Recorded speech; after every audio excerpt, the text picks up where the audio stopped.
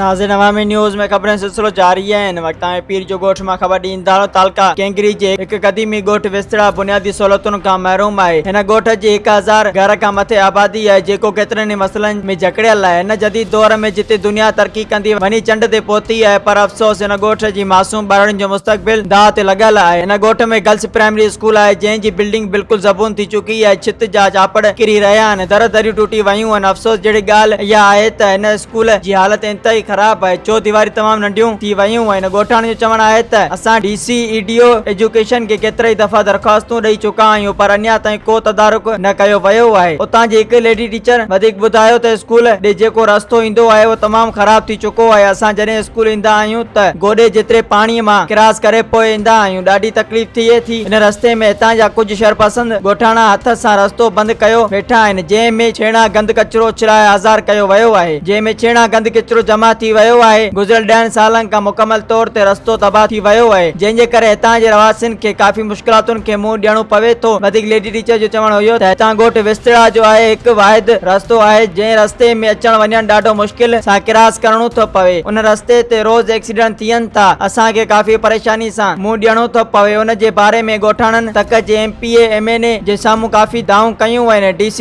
साहब खे दरख़्वास्तूं ॾिनियूं आहिनि, पर अञा ताईं को बि हल न निकिरी सघियो आहे। असां आला इख्तियारनि खां मुतालबो करियूं था त खुदा जा बुनियादी मसला हल कया वञनि। मज़ीद खबरों और तफसीलात के लिए विजिट करें हमारी वेबसाइट www.awamiNewsHD.com।